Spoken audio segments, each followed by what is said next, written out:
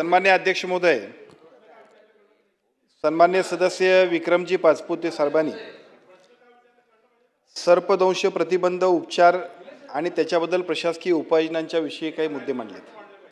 विशेषतः त्यांच्या 2-3 मुद्द्यांमधला सगळ्यात महत्त्वाचा मुद्दा असा आहे की आता जे काही सर्पदंशानं विशेषतः जे मृत्यू होत आहेत यांचं प्रमाण कमी करायचं असेल तर नेमका उपाययोजना, प्रसिद्धी, प्रचार आणि त्याचबरोबर ज्या पद्धतीच्या आता जे काही अँटी स्नेक व्हेनम्स आमच्याकडे आहेत त्याच्यामध्ये सुद्धा सुधारणा करण्याबद्दल त्यांनी काही सूचना केल्यात.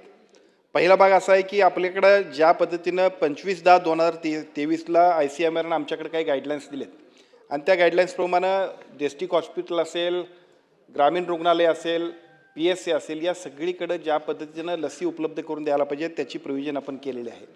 त्याच्याबद्दलचं ट्रेनिंगसुद्धा आपण दिलेलं आहे आणि अवेअरनेस जो आहे त्याच्यासाठी ग्रामपंचायतीच्या बोर्डावरती प्रसिद्धी करण्यापासून सर्वत्र या सगळ्या गोष्टींची माहिती, कारण बऱ्याच वेळा असं होतं की भीतीपोटीच माणसं सर्पदंश झाल्यानंतर थोडासा घाबरण्यामुळे सुद्धा मृत्यू होतोय. त्या सगळ्या गोष्टींबद्दल सुद्धा स्पष्टता करतोय.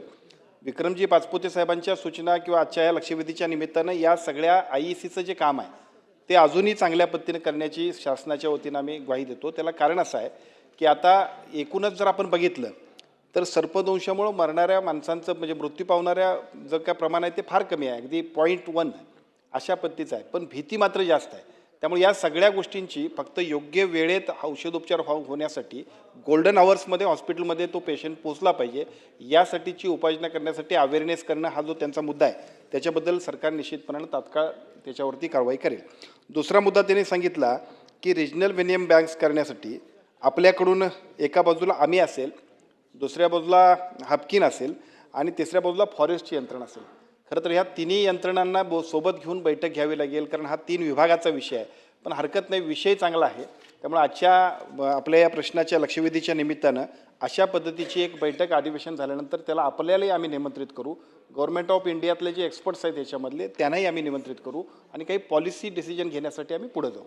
तिसरा मुद्दा आणखीन एक असा आहे, आपण 3 मुद्दे आहेत, कारण याच्यामध्ये 3 डिपार्टमेंट करणार.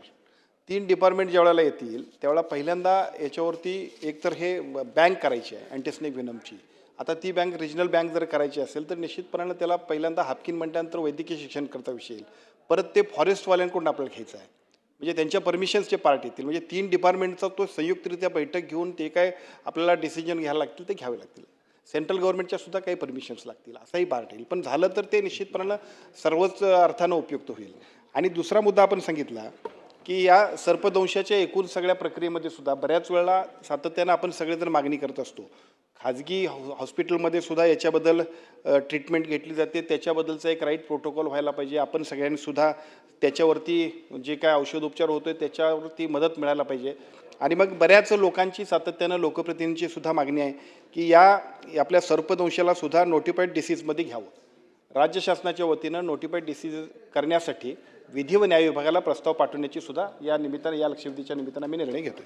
सन्मान्य अध्यक्ष महोदय, सन्मान्य सदस्या श्वेताताई महालेंनी जे प्रश्न विचारले त्याच्यामध्ये त्यांनी अँटीस्नेक व्हेनम जे आहे त्याची उपलब्धता असत नाही अशा पद्धतीचा एक प्रश्न मांडला.